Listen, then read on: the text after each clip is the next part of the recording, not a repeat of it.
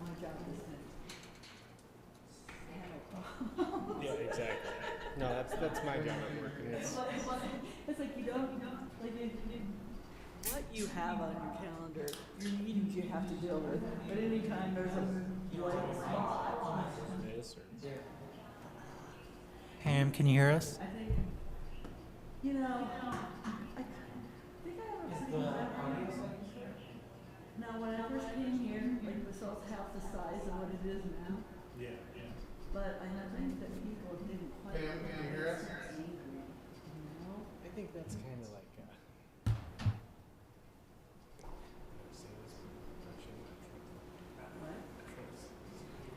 Yeah, like he brought it out.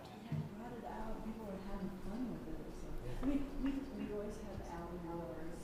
They called me Will and I with the alley situation. But that was like sport. That was like a sport. Now it's like, hey, your water's come out for a couple hours. You can yell at us, but do you need to go? Yeah, I mean, I saw a little bit of that. How did that go? No, I didn't hear much in the air.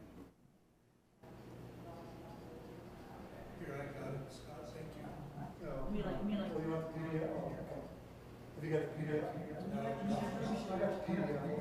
You have to do things that aren't gonna make people happy. Yeah. It's part of a new water. Like we can't just put it in and not tie back.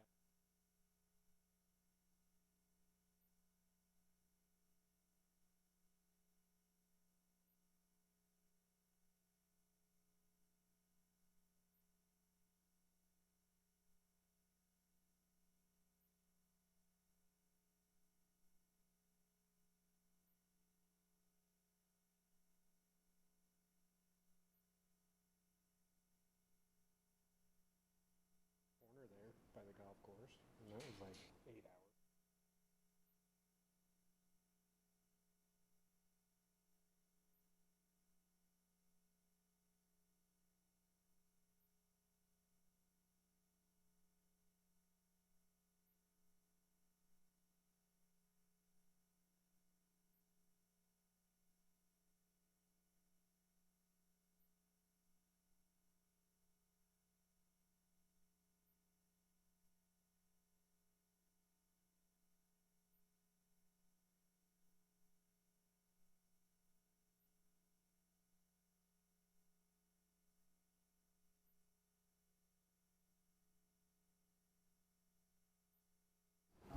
Yeah, hopefully we're gonna have a quorum here, I think. Are we missing some Well, people? David, there's David, he's here already, so. Yeah, Elise said she was on this time, and then Ron. Do you want that pulled down a little bit, Mayor? Let's do that. Just so you don't have to feel like you're in the front row of the movie theater? Where'd David Maybe go? so, way to go, Ron. That's good, that's fine, yeah. And does, oh, well. So David, you look like you're in some hunting lodge in the mountains of Georgia there somewhere. What's Can that? you hear us, David? Can you hear me? Yeah, it's like there's an echo. There's an echo, but I can hear you. We can't hear you. Can you hear? Or does I can hear microphone you. doesn't make any Can you hear difference? me? Yep, we can hear you, David. Infante is This on is Bill. board. Hey, The Bill. other Bill. Hey, David. David, we are having a little trouble hearing you. You might need to speak like sort of obnoxiously close to your microphone. Okay, I can lean in. How's that? Can you guys hear me? Is that better? Yeah. Yes, All right. that thing will.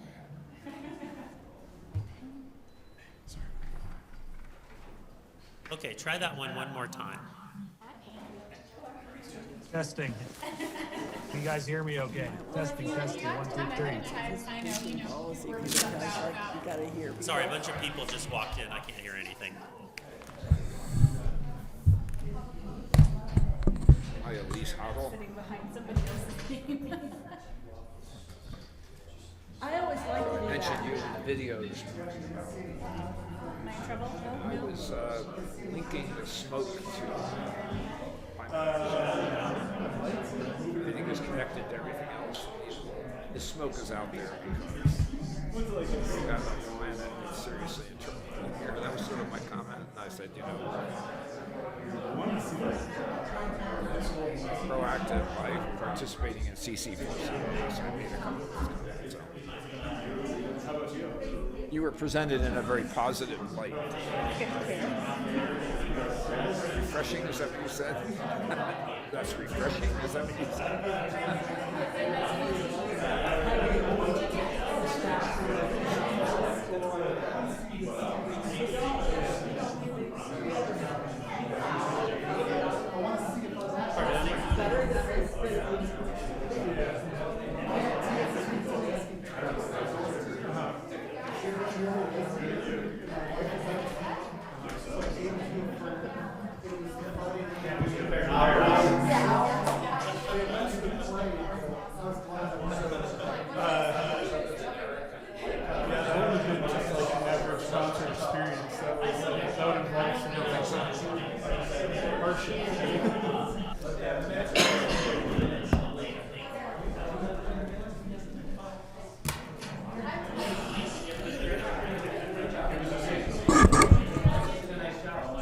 Portland, I mostly just hung out with my friend and got cut up, and it was lovely. Yeah.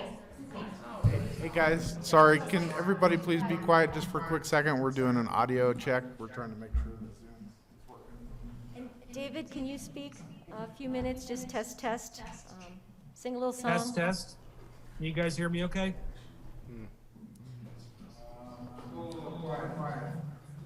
Still a little. I got a low on the- wicked echo on my end. An echo? Yeah, everything in your room is echoed for me.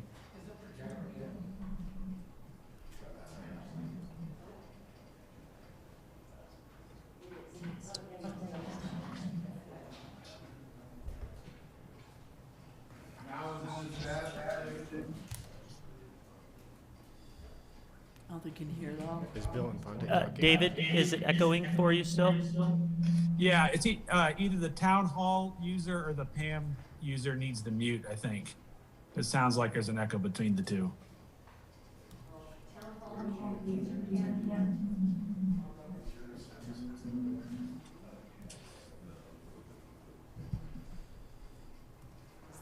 Is that better?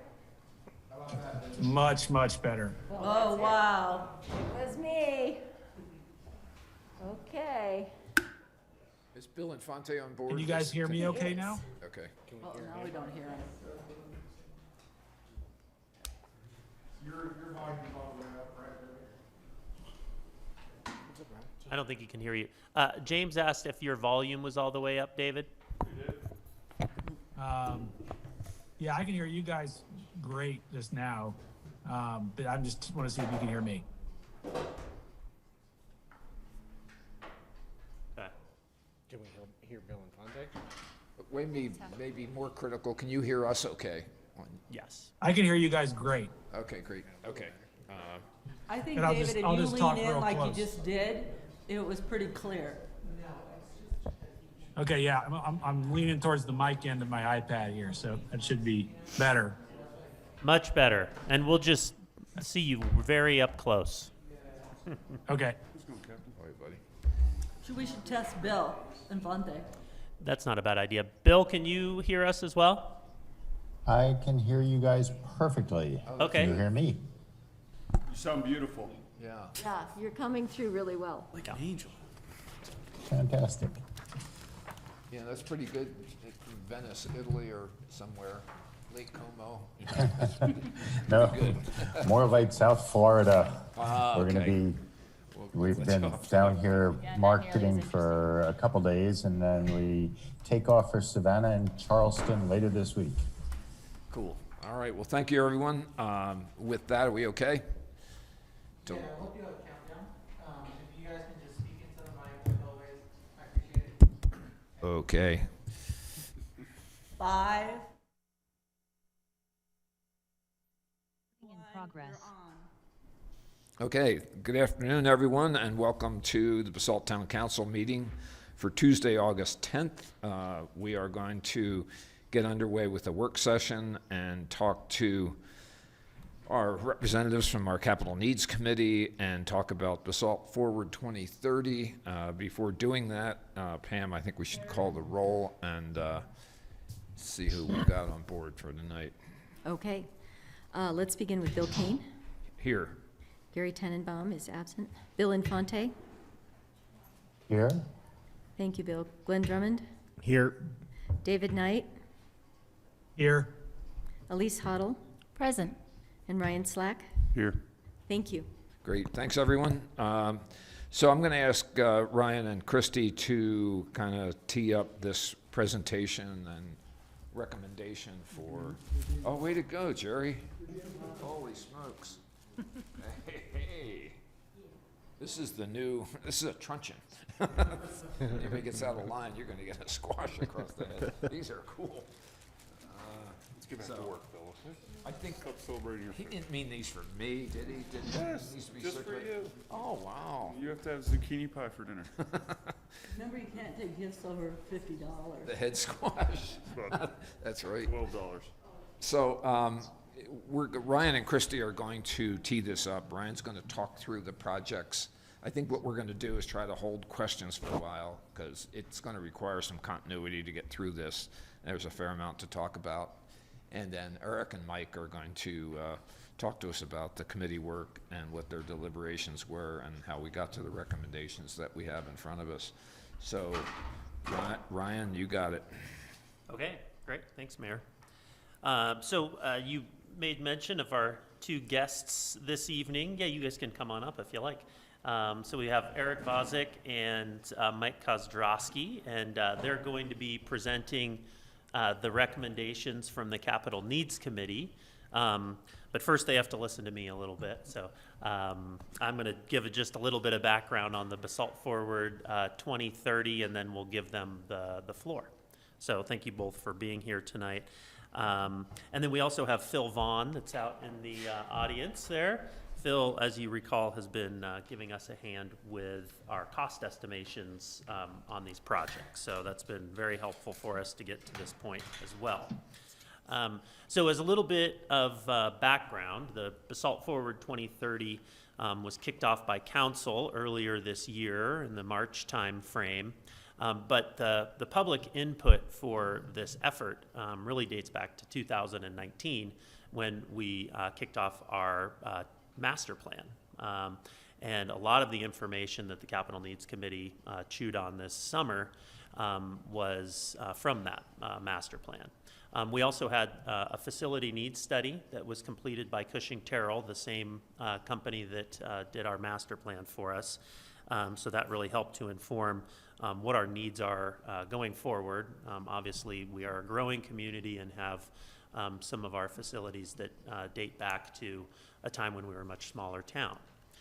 So that being said, council really wanted to have a robust public input opportunity for the Basalt Forward 2030 effort, and they directed staff to put together a Capital Needs Committee. And so that Capital Needs Committee, if you want to go forward a slide, James, there we go, includes a representative as well as an alternate each from the existing town committees. So these are standing committees made up of town citizens, and then we also included the Basalt Chamber on there. So it worked out really well, and I just want to make sure that I acknowledge the hard work and time commitment of that group this summer. We met 8 different times for no less than 2 hours every time. So in addition to your other committee duties, thank you very much for that. And so let's see, a couple of the other ways that we were able to get some of that input was through a survey. So we did mail out a community survey that included a mailer that had a lot of background on what is Basalt Forward 2030, and got about 200, a little over responses from that, which during the summertime, when people are out and about traveling, was a good response rate for us. And then last week we also held an open house, which was really well attended. There were about 100 people there. And one of the things we heard from the survey was that folks wanted more information on the project. So we were happy to be able to pull that off, and actually got some more information where folks were able to vote using poker chips on their preferred projects. So we can share that this evening as well. And then also created some of the other standard outreach, like doing a web page, mailer, as I mentioned, and then also in the news media. And one of the things, and I introduced him a little bit earlier, but Phil Vaughn came on this summer. We heard from the Capital Needs Committee and from the council of really wanting to have some of the costs associated with these projects so that we know, what we're looking at, and the Capital Needs Committee was able to do their work as efficiently as possible. So we're happy to be able to have him on board and really get some costs from somebody that knows what the market looks like, both in the private and public sector here in the Roaring Fork Valley. So with that, James, if you'd advance a few slides here, we'll go to the projects, and I'm going to run through the projects just very briefly without going into detail on these, so folks in the room understand, and of course those watching, some of the different projects that were in the master plan facility needs study and what those costs were. So the first was affordable housing. That estimated budget with a few different options there is about $4 to $5 million. You can go ahead and advance there, James. The second was green initiatives, and the cost there was up to about $2 million. And this has been a great project sort of brainstorm so far, and we are working with some partners on this that we would hope could continue to partner with us in the future, and that includes Holy Cross Energy, CORE, and potentially the school district, to really start to address our carbon offsets here. And they have a really neat program that would allow us to build up to a 500 kilowatt solar array with a battery backup. So in the event the power goes out, you're kind of checking that resiliency box as well. So James, you can go ahead and move forward on that. So the Midland Avenue Streetscape project, the estimated budget for that is $11.5 million. And part of the expense, it seems like a high dollar amount. We have verified that both with our engineer and then, Phil's work. But because we would be doing such extensive work on the pedestrian features, the parking, and really enhancing those, we want to make sure we get down and address the deep utilities that are 60 to 80 years old at this point in time as well, and also be looking at the telecommunications, possibly adding the fiber and broadband capabilities as part of this too. So that does come especially with such a vibrant scene that we have down there now, with some disruption, so we'd need to be really careful on how we phase this project. Next slide, please. The Child Development Facility, this came in at $12.5 million. It was contemplated to be constructed over on a parcel that the town owns, which is just south of the new Takaw building. And it includes not only the child development portion, but then also a community use portion as well that could, be used for teaching classes, senior activities, a whole host of different possibilities with this building. And part of the expense there too, I guess I just mentioned, is the land currently sits below grade, so there was quite a bit of grading work to do, which adds to that expense. Next project. The town hall, so this was estimated at $10 million, and I want to just make sure that those that are seeing this aren't dwelling on the design itself.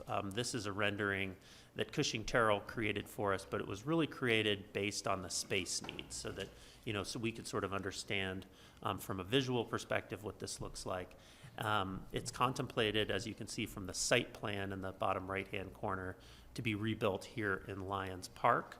And it is also incorporating the uses for administrative that are currently held in the town hall, but then also for the development services that are in the old library building adjacent. Next project.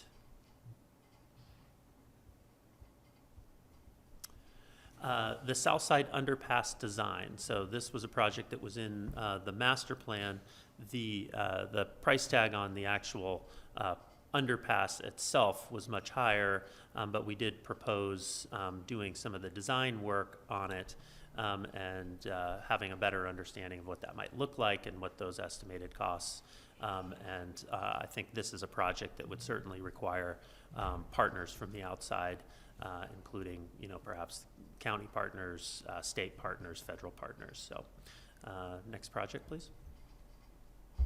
Getting down to the end here, the last two, we've got our public works facility. We are going to construction on phase 1 in the near term. We actually have a contract for phase 1 on tonight's agenda.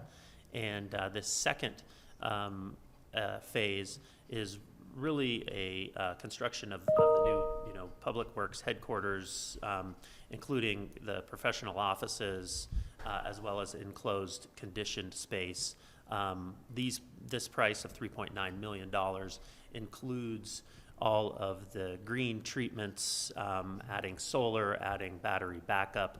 We wanted to make this a resilient building so that in the event of power outage, it could continue to be used for emergency purposes, and we'd still be able to provide services out of there. Next project. This project was not estimated yet, and part of the reason for that was that we did not have land contemplated for that. So that was for the police facility, so we would have to do more work on that in the future. But again, it's a need that we know we have coming down the pike here in the next handful of years. With that, I think we can maybe shut. Were you guys going to work off this at all, or? Probably just talk a little bit more about the process and then more just Q&A. Okay, great. So you can leave that up. But with that, Mayor, that is all I had, and we can turn it over to Eric and Mike. Thanks again for being here. Thanks, Ryan. So as Ryan said, we met for, I think, the last 2.5 months, 8 times, mostly on Zoom. We had one disjointed hybrid meeting Right. To go through this, and I think we started out using both the master planning process, the Our Town process that happened even before then, and then had these other studies kind of brought to us. And so we worked through and whittled it down, questions, getting cost estimates, possible design features, and last week we unanimously voted to forward to the 3 projects we recommended, which are the affordable workplace housing, the green initiative, and the town hall. It was a point of order that we did not make a preference of those 3. We did not actually vote on the amounts that you saw in the proposal there. The feeling was if things needed to shift a little bit, that was something you could address. So that was kind of important. And there was a lot of back and forth. I think we were all pretty proud that it was a unanimous decision. There was no dissent on that. I think there were some personal choices that might have gone a different direction, but at the end of the day, we think this addressed multiple needs for the town, addressed what's available in the more immediate future. We did not feel it was appropriate to suggest, say, the police department that might take a year or 2 to find a location and then argue over the parcel, and then now you got to come up with plans and you're into the bond issue at that point. We wanted things that might be a little bit more readily available and things that could be undertaken sooner. So that was kind of the process. There was a lot of give and take with that. We did whittle away, as Ryan said, there were 13 projects that we started with in the master plan, some of which are being addressed, some of which are more in the hands of the private realm. Across the street, the BCC project that's being proposed did not feel like it was a project for us to undertake. So that was left off the drawing board. And so those were the decisions that we made. Anything to add, Mike? No, I think you hit it. As you saw, for some of the projects, the affordable workplace housing, there was a couple options under there. It wasn't kind of laid out one or the other. It kind of gave us some flexibility on what to do with that. The green initiative, like Ryan said, is primarily focused on the solar project with the batteries, but there was a couple other options as well. Town hall's town hall, and again, was on this location. We did not estimate moving it somewhere else. Well, we talked about it, but we did not approve that. So that's the process, I guess. Questions? Great. Do you want to go to Mike, or do you want to field questions? What are your others? Well, I don't think I have anything to add. I think the Okay. process was, 2.5 months, something like that. And Yeah. as Ryan pointed out, we had 8 meetings lasting each over 2 hours. And so there was a lot of discussion. I think we were all very happy to come to a unanimous consensus on our recommendations, but we didn't feel the need to have to encroach upon your jurisdiction and your duties to kind of make the final decision and what's best for the community, given more information as time goes on. Would you take some questions? Of course. I don't want to hog the show here, but I have one sort of burning question for Mike, because he knows more about this topic than any of us. So if we succeed and we rustle up $4 to $5 million for affordable housing, how do we lever those dollars to get the biggest bang for the buck? What is the most efficient thing we can do with that money? Should we be buying land? Should we be partnering with other NGOs and trying to create a housing fund and maybe go after grants and lever money that way? If you were, and in part you are steering the ship, you're on the BOC committee, so what are your thoughts? What's our best, and how do we explain this to the voters when we go out there in November? What's our winning argument for allowing us to continue our mill levy? So. Good questions, Mayor. Difficult questions, but personally speaking, professionally speaking, I think the purchase of land, I made that point to the committee as the minutes show time and again, and that was one of my motions. It didn't get a second, but that's okay.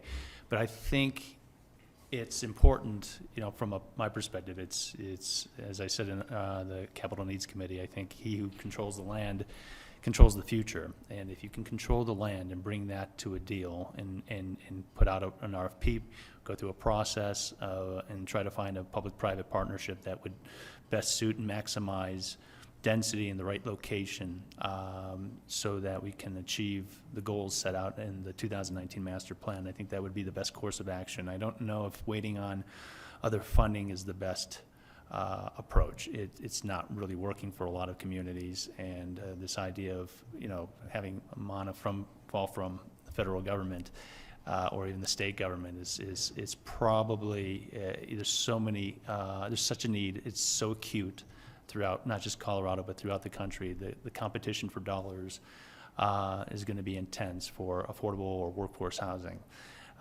So I think what I advise a lot of my clients and a lot of communities throughout Colorado and elsewhere is to try to purchase land, be forward thinking, try to make the case of, hey, we may not have an actual proposal in front of us, but this is the intent of what we want to do with it. That would be my recommendation, personally speaking. But again, I think as a member of the committee that agreed to the final motion that was adopted unanimously by the Citizen Committee, I think we all agreed that the priorities of workforce housing, the town hall, and the green initiatives in combination would be an ideal scenario. And so if you can achieve that in some way, shape, or form, and sell that to the voters in November, I would like to think they could get behind that, even if it's not fully baked yet. It's without having a tangible project and design in hand.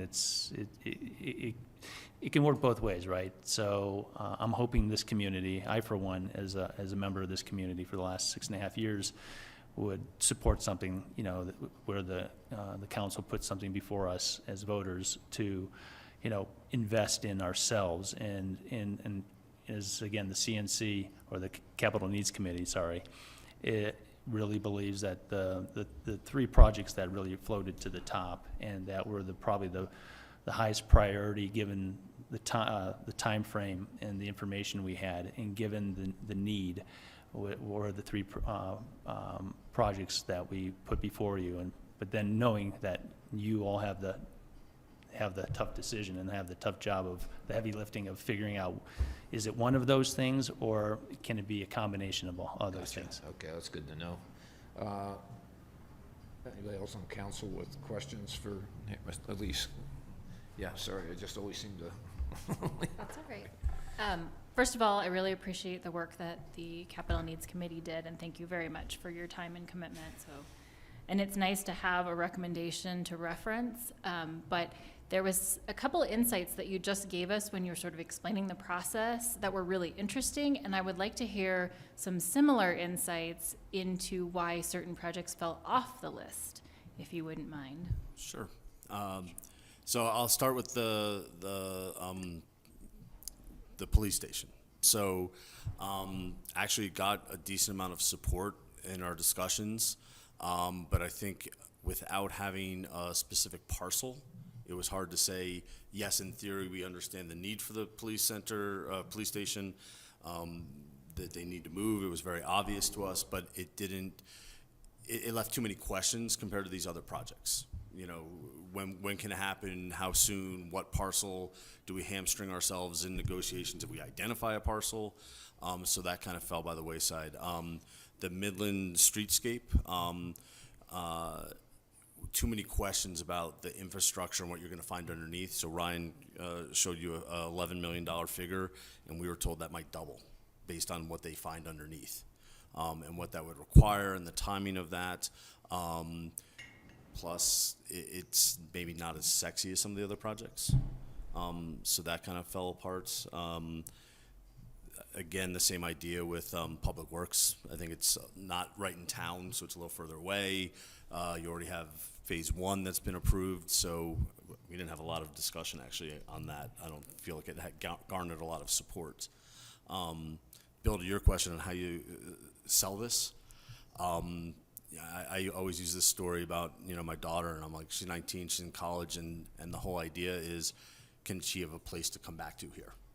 And so, I mean, I always kind of view projects through that lens, and so the affordable workplace housing, these other initiatives, you know, that's how you sell it. You know, we all have kids or no kids, or, you know, have young people in mind, and it shouldn't just be for the parents in the room, it should be for our families. So I think that kind of rose up for me. You want to? No, I think that's well stated, and yeah, the police station, I think the committee, and I don't think I'm speaking out of turn, we felt was a priority. It is a priority. It's important, but it just, this is the capacity of $14 million. You know, there's only so much we can go, you know, obviously, that we can use it for. So what kind of the approach of the low-hanging fruit, and certainly every project it was worthy of consideration, and it's just making the tough choice of what's really in the best interest of the community, not just now, but in the long term, and what's doable at this point in time, and what can we sell to the voters and the taxpayers to get them behind, you know, helping the staff and this council achieve some of the vision that the master plan and the community put forth with all that time and effort. And there was a lot of community outreach and feedback, obviously, over the last several years, but also during this process. And so I thought, you know, and that was, I think, helpful. And so I applaud, you know, the work that was done by staff and our consultants with the community survey, and also with just the straw polling we did, because it helped achieve and bring about consensus on our committee, I think. Great. Can I add to that just briefly? A couple of the other projects that were in there, so the child care facility or child development center, that one, we actually had the Child Care Coalition come and interact with the Capital Needs Committee. And I think where they left that, part of it was price tag, of course, right now, and then really wanting to have, have better partnerships defined before going down that road, just given where it was as far as cost. I think they did a good job of explaining the other facilities, being the police and public works, and I just want to make sure I'm not forgetting one. And then the South Side Underpass design. I think that was just seen as one that, at this time, isn't sort of a project again that's baked, and so they really wanted to kind of concentrate on those that kind of can get done in a certain time frame, and then within the reasonable budget we have. And then I just want to mention one thing just for the record, Eric, as far as the cost for Midland Avenue go, I think part of it was it came back more expensive than what was anticipated. I do think that those costs that Phil had in there were solid. I don't think we were looking at a doubling of costs, but it is certainly a big undertaking. And one of the other things that we talked about too is there are other resources out there for those Main Street projects, and so I think that played into some of that discussion we had on the final night. So.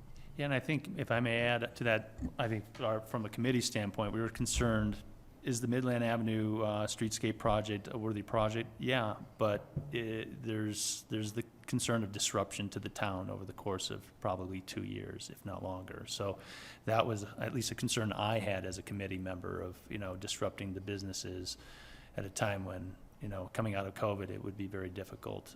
And so again, the low-hanging fruit and what would be maybe the least disruptive and maybe the most bang for our buck at this point. Yeah. Was there, could you put a little kind of color on the conversation about town hall improvements and why that rated highly? I mean, having been a former resident of this building and, had lots of meetings and spending a lot of time and fixing the heater a couple times myself. And, killing the black widows and all the rest of the, the charm that goes with the building. I definitely get it. We have a glue lamb, building that represented the state of the art in affordable construction in 1978. So I'll bet you we spent about $25 a foot on, this, which was pretty cool at the time. But so, at any rate, but. Was there some conversation or sort of visioning, thinking about what this could be or what role this thing would play, or I think you hit on the main issues. Just it's run its course in its time, and I think everybody identified that. I think aspirationally, the thought being that we have a 50-year-old building in downtown that people come in and see, and it's time to upgrade. So, I think that was the basic tenor of what it looks like. We did have discussions about renovation versus new, and basically because of the age and the way things are, it was kind of determined, renovation is not the way to go, especially to include green initiatives and the newest technology and everything else. It wasn't worth salvaging. As you saw, we had renderings. We don't have specific plans. There was talk about extending this next door and including that building in the redesign and what that can look like using community space. We talked about the fact that the town owns the land already, so we don't have to worry about going somewhere else and what that entails. So those were a variety of the conversations. And then as far as it rising up, I don't know how to describe the tenor. It just seemed when we started discussing it, it seemed to have buy-in from the first time it was introduced. It's almost self-evident. I think to those of us as citizens, this has been a good value for the community over the time, but times have changed and needs have changed, and Basalt is not of 1980 or any longer. And here we are 40 years later, and it's the centerpiece. The town hall for any community should be in part the centerpiece of the community, if not, that is part of the fabric of downtown. And so I think we just intuitively just all knew that this was something that would be a worthwhile investment. Yeah, so we're using terms like proud public building and community gathering space, and they're sort of the ideas that we're thinking about. So they would be consistent with your group's conversations. And Absolutely. what do you guys think? Comments, questions? Those from afar, you guys have any questions for Mike or Eric? Sure. David? Can you guys hear me? Yes. Yeah. Awesome. Thanks for all the work and all the perspective. It was really, it was really nice to hear. I have just one kind of question. I'd like you guys to double click in on what those public-private partnerships might look like for the affordable housing. I think there could be some great projects there. I also think maybe some of the deed restriction, buying deed restriction, and using funds that way could be good and kind of a diversified way to approach it. But specifically, what do you think some of those public-private partnerships, what might they look like? So that's for me, huh? What could they look like? Well, I don't know if I can elaborate beyond what the meaning of the term. It looks like, from my experience, and it's having a partner in place, a private partner who has the wherewithal financially and the equity to be able to be a good partner, a solid financial partner, somebody or a group that is, again, fiscally, financially capable of doing the project, but is willing to work with the community and follow the rules and the timeline, and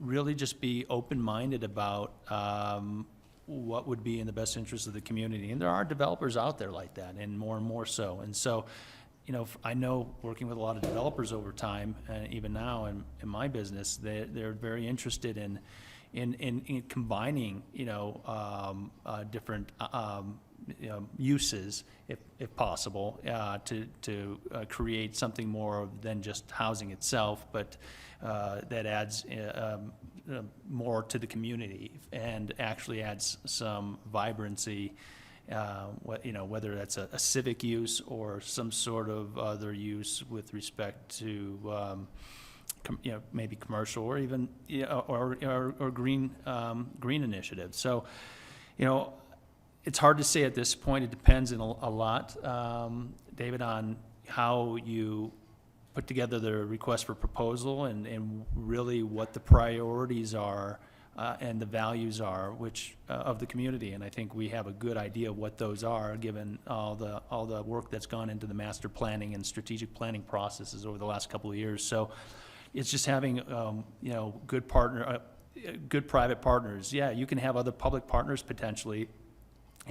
There's, and just I know in my conversations, there's employers in the valley that are interested in forming a consortium and working with governmental entities, local governmental entities, who are willing to bring something to the table. And what is that they bring to the table? Often it's either land and or the ability to get a project off the ground. And what I mean by the ability to get it off the ground, do you have the political will to do it? Are you very serious about it? Because the last thing a developer or anybody, or even an employer that needs housing for their own employees, if they're going to put their hard-earned money into a project, they don't want to spend a lot of time. And we all know the adage, time is money, and they don't want to be misled and go down a road that later on they're going to regret having gone down. And so having a specific time frame is important. Having those goals set in place are important, and having clear idea of what you want and what are the goes and no-goes up front. And just a lot of it's having good communication and being willing as a community to go the full 100 yards and not stop short of the goal line. That makes sense. Thank you. Bill, this is Bill Infante. I also have a question on the affordable housing. Mike had talked a little bit about the value of purchasing land as a potential town contribution. Where would where would we be looking? Are there parcels that are currently available that we might contemplate acquiring for the town contribution to workforce housing? Bill, it's a good question, but that's one I wouldn't dare answer in a public setting. Even if I had ideas about where it should go, partly I don't think it's probably the right setting to discuss that, because we don't want to negotiate against ourselves as a community and tip our hat, so to speak. So I'm reluctant just on that alone not to answer your question, so I apologize. But also, I think it's really a decision you have to evaluate with staff and council and look at your options. And given what density you want, what kind of project you want, is it strictly workforce housing or affordable workforce housing? Or are you going to do it with some, in tandem with, or in combination with some other use or uses that either happen now or down the line? So, you know, I'm reluctant, Bill, to answer that question, just because I just don't think it's fully baked yet, and we don't want to mislead anybody, including the public or even landowners, into thinking that they might be Cinderella. That's an answer that you could predict from a former housing agency director. Right. No, that's a point well taken, but I guess my concern is one associated with timing. I mean, if a lot of the great work that the Capital Needs Committee invested is motivated by the prospective bond offering that we're talking about later this year, then we would want to know that we could move to disperse funds and spend them in a relatively, fairly quickly. We don't want to be borrowing for the purpose of sitting on something for years and years. So I guess it's really a question of timing, is the point that I guess I wanted to make.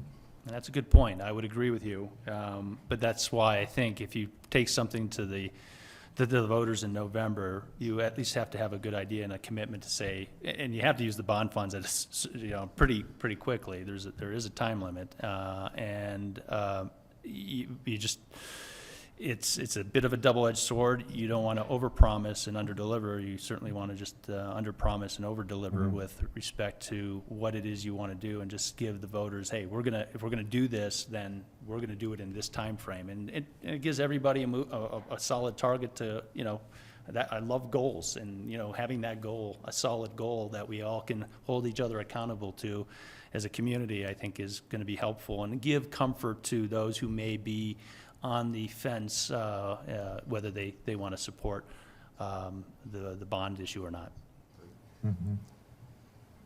Thanks. Additional questions from council, discussion, ideas? All right. Well, thank you guys. Ryan, any, or Christy, you guys? I have a couple more points. This is as much for the council and Capital Needs Committee and the public, is that we do have a ticking clock. Council will need to wrestle with all of these concepts, and we'll be making a decision either way on the 24th of August is the time frame, and would look at having a meeting next week on the 16th. That's a Monday, specifically for the council to deliberate on the merits of the different projects, to ask questions, to kind of get that level of comfort with where we are.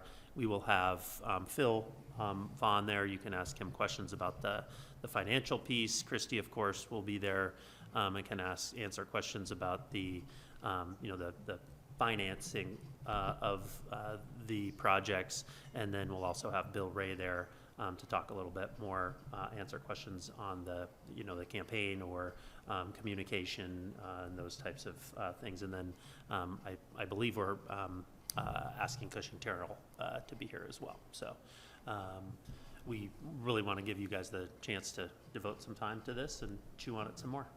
Do we have times identified for the 16th? What the schedule for that meeting? As far as timing, I think we were going to try to start it around 5 o'clock, Okay.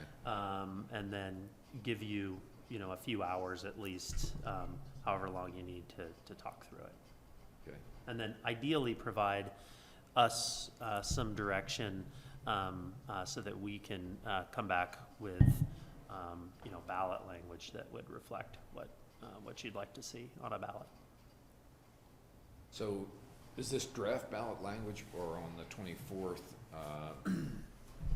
Does this have to be the precise language that we have to lock it down on the 24th? Or? Yes, and I'll let Jeff. Yeah, just from a timing perspective, we would need to approve that ballot language on the 24th to then get it to the county clerks so they can begin their process for the coordinated election in November.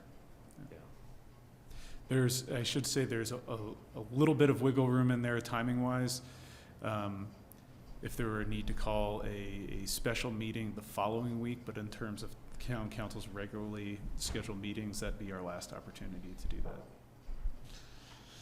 Yeah, so this ballot language can't be, dear voter, we're kind of possibly thinking of maybe asking you, if possible, this has got to be nailed. Well, so, obviously. I'll go ahead and draft it pretty please, beginning to start the ballot language. Okay, well, guys, thank you very much. Honestly, we can't thank you enough for all the time and effort you guys put into this. The community really appreciates it. The council appreciates it, and it's all feels good. I mean, it feels like we're pulling together as a community and putting our money where the mouth is from the comprehensive plan, and so this is all good. And Thank you very much. You're welcome. Appreciate it. I did want to make one last point. We didn't talk a lot about it. I think it usually gets a lot of support, but with the green initiative, I just want to point out that, and another possible selling point, Mike kind of raised that, with affordable housing, we can do green initiatives. At Town Hall, we can do green initiatives. But I think what kind of convinced us over is that we should go above and beyond that. It shouldn't just be our code, that we can make a standalone project that really stands out. Personally, I'd propose something even further than just a solar and battery project with the schools. But it was kind of determined that this was, but I think it's another way of positioning our town. We've got 2 world-class organizations across the street. We have leverage with other world-class organizations in town. And so for the town kind of putting putting the pedal down and taking that on, I just wanted to kind of emphasize that that's why that got forwarded and why we didn't talk about it. But I think it's really important and probably the least expensive of the options we looked at, but something you can definitely tap into. great. Good thoughts. Thanks. All right. So thank you. At this point, we'll take a break. We're going to reconvene at 6:15. So I think we have some. This was staff thought this would be adequate for council's dinner tonight, so everybody gets a little squash here. Or isn't this yummy? Yeah, that's. Recording stopped.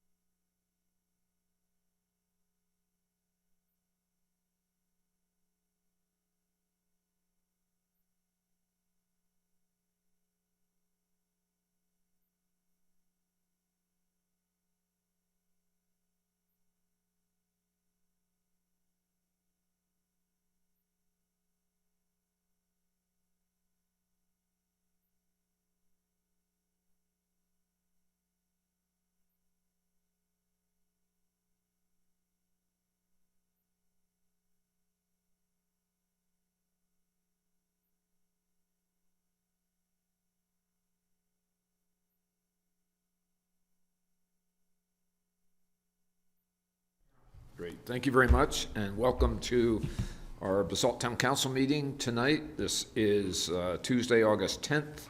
We just completed a work session with our Public Facility Needs Committee, and we are now transitioning to our regular meeting. So with that, I will ask our town clerk to call the roll, please, Pam. Absolutely. Let's begin with Ryan Slack. Here. Thank you. Elise Hoddle. Present. David Knight. Here. Thank you, David. Glenn Drummond.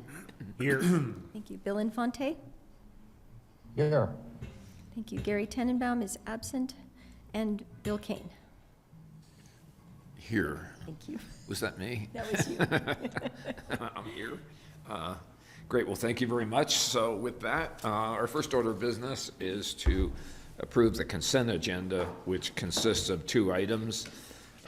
First are the minutes from our July 27th town council meeting, and the second is a public hearing resolution, the council town of Basalt regarding continuation of a public hearing for the Basalt Circle application, Basalt Center Circle application. So I would entertain a motion to approve the consent agenda. Mayor, I move the town council approve consent agenda items as presented. Second. Okay, moved and seconded. Voice vote, Jeff? Yes, on this one. Yeah. Yep. So all those in favor, please signify by saying aye. Aye. Okay, Aye. no opposed. At this point in our meeting, we will entertain comments from the public. So this time, members of the public are invited to address the council on any issue except for items scheduled for public hearing later in the meeting. So we request respectfully that anyone calling in maintain their comments within 3 minutes, and please identify yourself and name and address when making comments. So with that, I'll open that up for public comment. And before I probably have one public comment that's here in the meeting room, but if you're watching remotely, the easiest way to provide a public comment is to go online and hit the Zoom link that's the first page on the agenda in the agenda center, or you can dial, and Caesar has this up on the TV screen. You can dial 1-346-248-7799, and the webinar ID is 836-2039-3871. And if you still have trouble, you can text 970-379-1514. And right now, we don't have anybody queued up in the public queue to speak. Evening, Greg. Did you want to address council? Sure. Should I go over Yeah, Yes, up that'd be here. great. Whatever's most comfortable for you. If you want to sit at that table, that's also good. So whatever.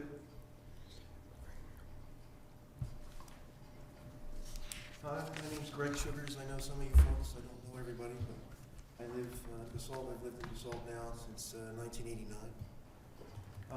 Just want to make a couple of general comments. And my understanding is that if I have more specific comments pertaining to any issue, it may be more appropriate at a later date. But just general comments. When you look at the town's mission statement, some of the items that are highlighted in the mission statement are, particularly relative to Old Town, are maintaining the historic charm of Old Town, and also trying to have and maintain a sustainable environment. So along those lines, there's a lot of pressure for development and so forth. But I think that at the end of the day, the reason we have a mission statement and so forth is it's always your reference guide to go back to. It's always there when you're not sure whether we're following the right direction, whatever, that's where you go. So any proposals that are coming down the pike that are going to be entertained in the near future, I think it'd be really prudent to refer to the town's mission statement of what we're trying to accomplish, and recognize that in some cases, what is going to be created and so forth may be here for the rest of our time in Basalt. Depending on where something is located, you might see it every day. It's the equivalent of, do you want to go out with a gal or do you want to get married? You might go on a date, but you're not going to see the date all the time. But if you're going to get married, you're going to wake up and see that person every day for the rest of your life. So we need to keep that in mind with regard to any proposals that are coming forward and how we look at them, because not only us, but anybody visiting, these impressions are going to be long-lasting and they're going to be repetitive. And you don't want to be in a situation where it was okay at the time and so forth, and we just want to get it done and we can check it off the list. It's going to be a scenario where we're going to look at it every day. Every day. It's not going to go away, and you want to be proud of it. And secondly, sustainability.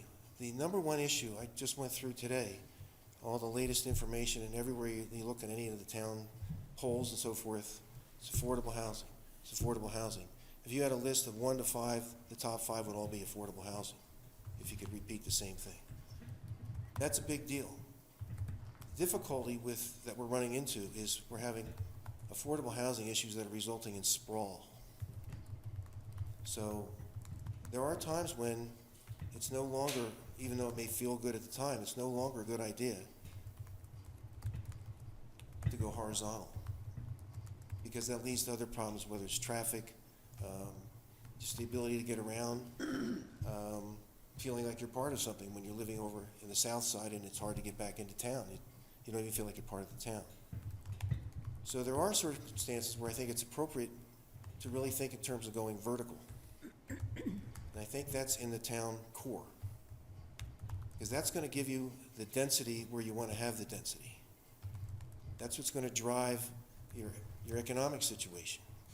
So even if you have a code that says maybe the limit's 42 feet or 45 feet or 48 feet, in your town core, right in that hub, ground zero, is where maybe you think that we should make an adjustment and go create a new standard and go further vertical, because that is not only going to not result in more things like traffic and congestion, that sort of thing, but will also drive your economy in the core of your town.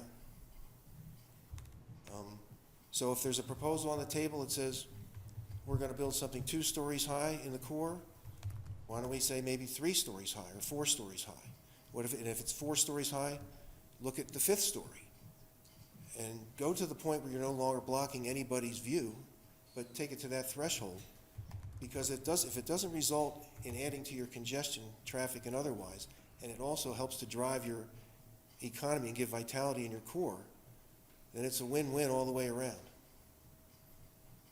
And I just want to finish up here and point out that I lived this experience part of my life for 4 years, where I lived in a college town on the main street in an apartment where when I came home, I drove home, parked my car. Weekends I didn't drive. After work I didn't drive. And I walked in that core, or rode my bike and did whatever I needed to do in that core. And I had a bunch of other people in the same situation as myself. And it worked. It works. And it gives such a sense of vitality when you're never walking down the street by yourself. There's other people. And you see people, and then you start to really get to know the local vendors. They know you. The sense of community is palpable, and even people visiting can sense it. So I think these are all things that I don't want to get lost. I don't want it, and I'm concerned sometimes that they get lost because there's pressure just to get things done. It's better to do it right than it is to just get it done. That's what I think. So thank you for your time. All right. It's not the appropriate time to talk about any Yeah, specifics. thank you for the comments. Appreciate it, Greg. Thank you very much. Any other comments queued up? If no one else queued up. All right. Let me just double check. Okay, well, then we will turn to the mayor and council, and then we'll have the manager's report after that. So any comments from council? Note this. Reports. Got to be a report from Ruda, I read. Thursday, Bill, okay. do you want to just my note that quarterly. we did receive an email? Yeah, that's right. Yeah, the record should show that we also received public comment from Valerie Brewington, and each of our counselor has a copy of that letter, so we'll introduce that into the record. Thank you.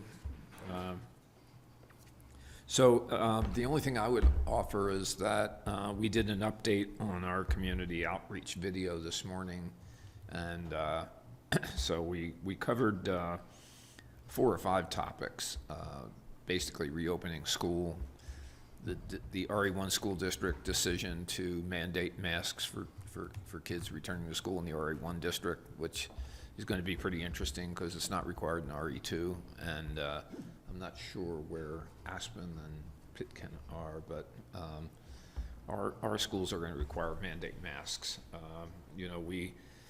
We are doing incredibly well on vaccination. We're at 85% of eligible population, which is pretty outstanding. We've had pretty low reporting, but apparently this Delta variant doesn't take prisoners, and so we've got vulnerable population, 12 years and younger, who are not eligible for vaccination, so I think that's where the school district's going. This is undoubtedly going to be a week-to-week proposition, watching, basically hospital visits and infection rates, so we'll be watching that. I did report on the pool, kind of construction activities in town, what was going on with the park, and I gave a quick update on Basalt Forward 2030 and where we are with the process. So be sure to watch that. It's being reviewed by Rotten Tomatoes right now. We'll probably have a pretty good, score on the critics. I think the critics are at 100%. It's just the general viewing audience maybe not, might not come along. So at any rate, that's that. I just wanted to provide that report, but summer's still jumping. Folks are still here. Anyone else? Comments? Reports? All right. Go to the manager's report. Thank you, Mayor. Just a couple quick things. You mentioned your update today on the River Park, and we did go ahead and we put one of our variable message boards out here on the corner, just referring people to the website, and we'll keep those details updated. We had gotten a couple questions on, sort of duration of the project and, some more details of what was going on. So we added those renderings. And interestingly, we actually have sort of 5 different projects happening simultaneously out there that may not be just immediately recognizable, but we have the road project occurring, we have the improvements to the park, we have a water line being installed across the park, we have the restaurant going up, and then we have the private development side going up. So there are 5 different contractor teams out there, and it's actually working pretty well given the number of folks. So we will keep that updated just on the news feed portion of our webpage, and then you can link to the planning page is where I believe the updates will be living. Then we also have the water line project, the Swinging Bridge water line project. And we actually met out there today with one of the neighbors to just kind of talk through timing on things. But we have school starting on Monday, so the priority right now is to get that paved. Paving is supposed to happen on Thursday on Cottonwood and 2 Rivers, so that when school hits on Monday morning, it's smooth sailing into the school area. And that project, by the way, is just a really old water line, probably one of the original water lines in town that's much needed replacement, and so that's going in this summer, and it's been on the books for a number of years, so it's really quite an accomplishment to get that done, but it is an inconvenience while that's happening. So and then just one other quick thing is the second phase of our summer paving projects. Those will take place coming up this fall, and so we're going to start getting out and notifying some of those affected parties.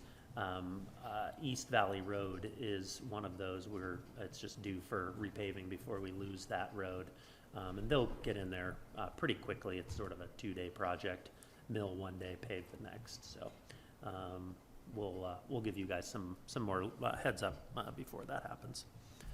That's all I have for now. Great, well, thank you. That concludes our manager's report. We can now take up council actions. First item for tonight is resolution number 35, series of 2021. It's a resolution of the Town Council of Basalt accepting election IGA's intergovernmental agreements with Pitkin and Eagle counties for participation in a coordinated election to be held on November 2nd, 2021. So, fill us in here, Jeff. Sure. So, as we move along the election timeline, there are certain things that the town has to do in order to be able to participate in a coordinated election in November. And this item is to approve intergovernmental agreements with Eagle and Pitkin County to conduct that election and to authorize participation in the election. This is just more of a formality to allow those elections to occur and for us to participate in them in the event that the town council approves a ballot question later this month. So this is not necessarily in the event for some reason town council chooses not to move forward with a ballot question, that's a question still to be decided by town council. This is just to make sure we're taking all the procedural steps to be able to participate in the event we do. Great. Any questions, guys? So this is a formality. We've got to put this in place. Mayor, I move the town council adopt resolution number 35, series of 2021 as presented. Second. Moved and seconded. Pam, I think we have to call the roll on this, so. We do. Thank you, sir. Let's begin with Elise Hoddle. Yes. Thank you. David Knight, Yes. Bill Infante.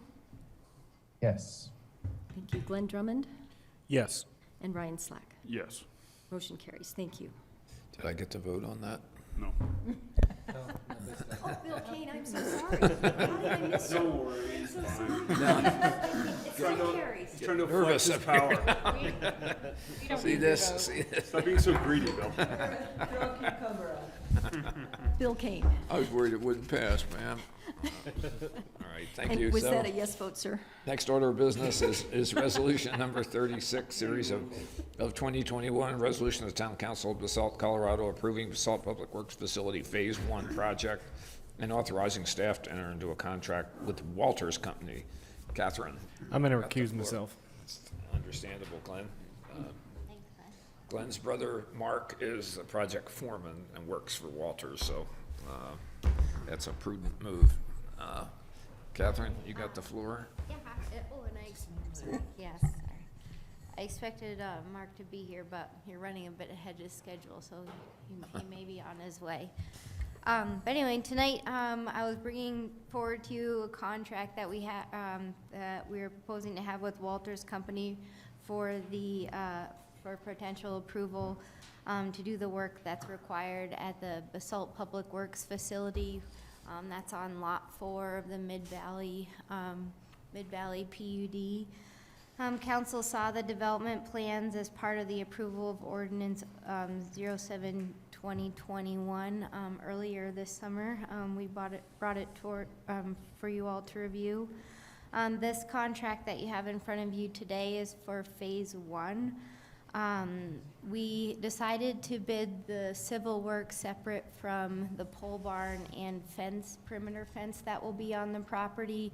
It felt like the contractor, we'd get some better bids if we were to separate the project just based on vertical construction versus civil construction. So we'll be going out to that with that other part of Phase 1 later this month.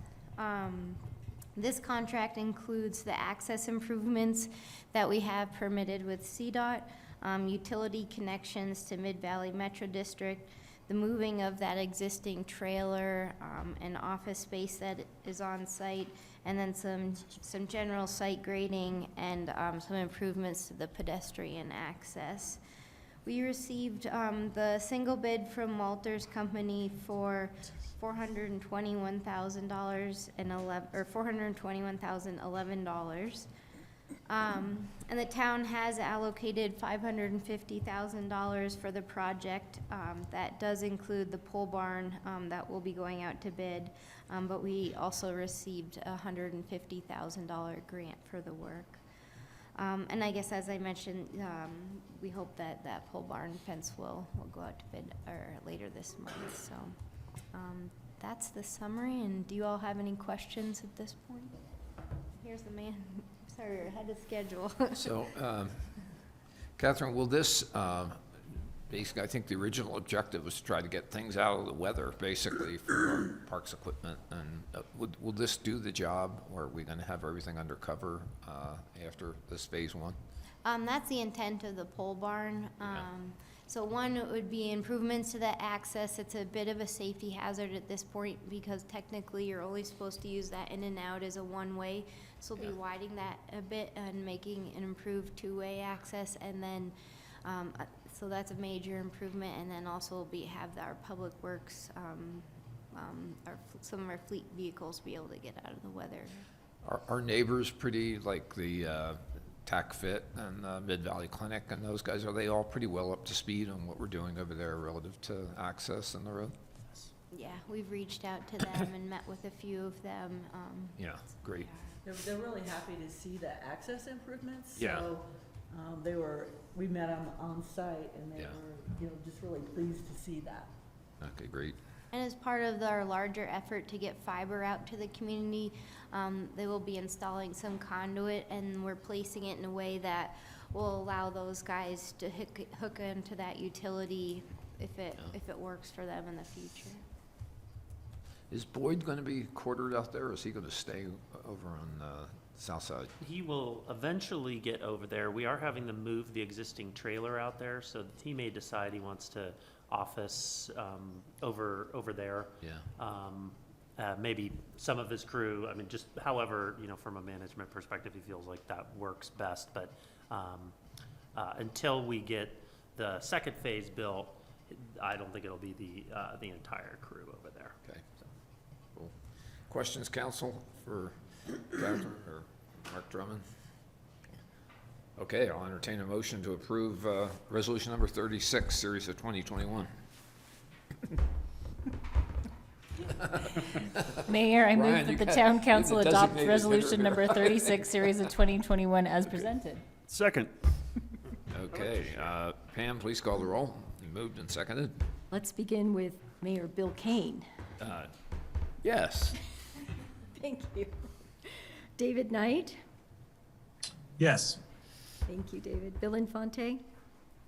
Yes? Thank you. Elise Hoddle? Yes. Thank you. And Ryan Slack? Yes. Motion carries. Thank you. Great, thank you, guys. Mark, excellent presentation. Thanks for being here. Thanks for bidding. There's a lesson in this, probably.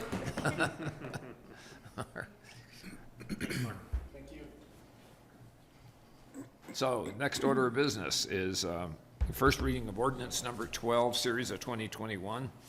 It's an ordinance of the town council of the town of Basalt, Colorado, amending the fine and fee schedule relative to the model traffic code. So Chief Knott and Jeff will talk us through this. Good evening. Thanks for having me back 2 weeks in a row. It's good to see you all. Yeah, excellent. So at our last meeting, upon first reading, you adopted, first reading, the Model Traffic Code of 2020 for the state of Colorado. So what we are before you tonight with is an ordinance to adopt on first reading the Basalt Municipal Court Penalty Assessment and Summons Fine Surcharge Schedule, which is an exhibit in your packet. And the second exhibit is the 2021 Schedule of Fines, Penalties, and Administrative Fees. So what these are is to bring us up to speed with what was adopted on first reading at the last meeting, and then they'll be both brought back to you at our next meeting together for second reading.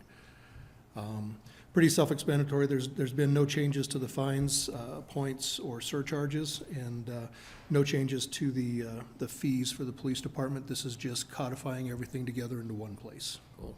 All right. Housekeeping. Questions of council? For council? Chief, Jeff, any comments? Just one comment, the town periodically will set its fines, fees, and penalties by ordinance. The last time we did this is in 2019. And so, as Chief said, this is really just swapping out the police section of that schedule, and the rest of it will remain intact until it's later revisited by town council. All right. Okay, questions, comments? I would entertain a motion to approve ordinance 12 on first reading. I just have one comment on. Yeah. On the open alcoholic beverage containers, was that not a rule before? Not in vehicles. In, That was part of the ordinance, Addition, the additions to the 2020 Model Traffic Code at our last meeting. okay. Cool. Any further questions? Entertain a motion to approve ordinance number 12 on first reading. Mayor, I move that town council approve ordinance number 12, series of 2021 on first reading and set the public hearing and second reading for August 24th, 2021. Second. All right, moved and seconded. Pam, please call the roll. Absolutely. Let's begin with Ryan Slack. Yes. Thank you. Bill Infante. Yes. Thank you. David Knight. Yes. Thank you. Bill Kane. Yes. Thank you. Elise Hoddle. Yes. And Glenn Drummond. Yes. Thank you all. All right, thanks. We move then to Mr. first Mayor? reading of ordinance number 13, series of 2021. An ordinance of the town council of the town of Basalt. I'm sorry to interrupt. Oh, sorry, I was Greg. wondering if I could have 10 seconds to say special Sure. thank yous. So thank you to the community for coming out to our National Night Out event last week. Oh, yeah. Thank you to the council members that were there, P&Z members, staff, the volunteers, Pam. It was a wonderful event getting the community back together. So thank you for giving me the opportunity to thank the community and celebrating with us. Great, thank you, Greg. Appreciate it, Chief. So, back to ordinance number 13, series of 2021, ordinance of the Town Council, Town of Basalt, Colorado, amending the 2021 budget and providing for a supplemental appropriation related to Basalt Forward 2030. Christy Chacoin Yes, presiding. Thank you, Mayor. We had to do a couple of supplemental appropriations for the actions that had been taken by council earlier this year. And we just wanted to make sure we were keeping pace, but not doing too many supplemental budgets, but just making sure that council is fully understanding the financial implications of what had been approved to date. So we've got the Doler grant for the Public Works facility that Catherine just talked about for $150,000. There's a trade-in for a backhoe that wasn't budgeted because it was netted out in our budget. So that's just to add the revenue, add the expense. We have the appropriation, the total expense is going to be for the full backhoe cost. We had additional costs for the Swinging Bridge water line that's paid for through the delay of other projects within our water fund. So that's just shuffling around of projects there. No net increase to our general fund or anything like that there. And then the Basalt River Park improvements, and we've talked a little bit about that at a couple council meetings. And so in the ordinance, Exhibit A, I outlined all of those, and I'll go through that in just a minute. And then for Basalt Forward 2030 is adding the costs for our construction manager in there and some other minor costs for testing for the construction, just for example, geotechnical work and that kind of thing. Just some other small costs in there. And that'll be paid for using the monies we originally budgeted for the Midland Avenue for part of the work on getting that design. So, because now that's moving into the Basalt Forward project. Okay. So, if you go on to Exhibit A, that is right after your resolution, you can see that on the revenues in. The DOLA grant is pretty much in and out. Obviously, that's a revenue in for the grant and expense out for the construction. Same with the backhoe. And then looking at the Swinging Bridge water line, you could see that we took away the Tucker water line, Luxinger spring improvements, and the Pinion upgrade. So that all nets to zero. So that's how we're paying for that project. And then looking at the Basalt River Park project, 16,000 of that is going to be coming from post. The water line funding we determined is not a really great fit with our federal funding because of the developer and how that works in with the contract. And the needed, so what we would recommend to do there is have $82,000 in water funding, and then the remainder of that would be for, through the general fund, roughly $60,000 through our general fund for that water line this year. And then the remainder of that additional work with Basalt River Park was through sales tax for our general fund that we've been incurring above our budget this year, so. Questions? So what is the net supplemental appropriation? What The is net number? supplemental appropriation is the additional use of fund balance of 100,000. So and that's really coming out of our restricted funds, because we're using some RETA 2 funding as well, for, the Basalt River Park, so, 100K, yeah. okay. And that's from our fund balance and our restricted funding for RETA 2 specifically. Okay. Yeah, you bet. Other questions, comments from council regarding budget amendment for items as enumerated? What was the over cost on the water line, the 218? Was it just Yeah, you bet. Here. that's this one, not the swinging, sorry, I was thinking that was this, well, the swinging There bridge. was a swinging bridge Yeah. as well.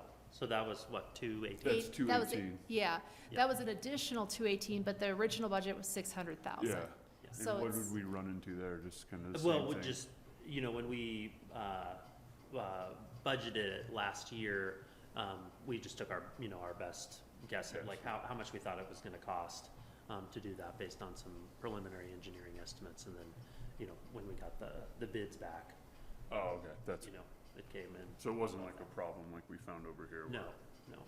We didn't pothole it? Okay, cool. Yeah, we had a little site visit yesterday at the request of one of the owners. And, but it is, probably council should know, Ryan will update you with more detail, but with kids going back to school on Monday, the thrust of the project is to get Cottonwood completely buttoned up before school starts so that we don't have traffic delays on Cottonwood Road. So then we'll be working, I guess, down into Swinging Bridge and into the individual properties. So that's the situation there.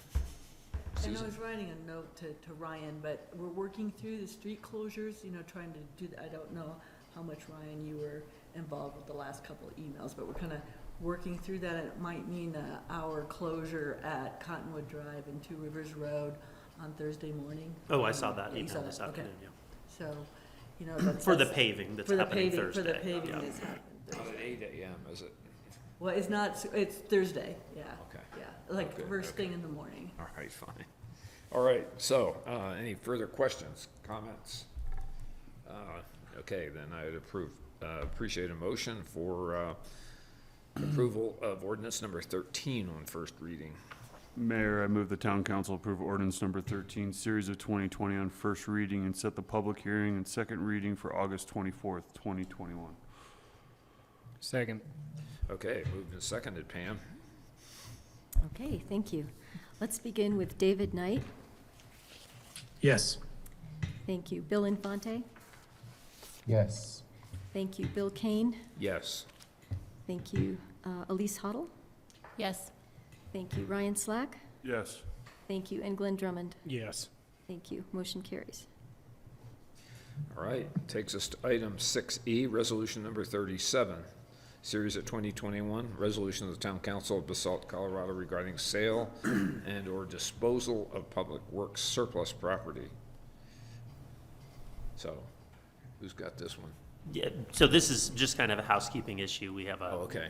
a policy of bringing these items to council. So some of these items that you see here are ones that we don't actively Okay. use anymore. And so we will go ahead and put them out on our auction sites and dispose of them. Well, you had us all excited. We thought we were selling town hall here, but that's, No takers. no. We can pencil that Kind of in. a cold market out there. So, okay, well, then I would appreciate a motion to approve resolution number 37, unless there are questions on it. course. No, just Mayor, the I one move that the solicitor, town council adopt resolution number 37, series of 2021 as presented. Okay. right? Second. Moved and seconded. Pam? Okay, thank you. Let's begin with Bill Infante.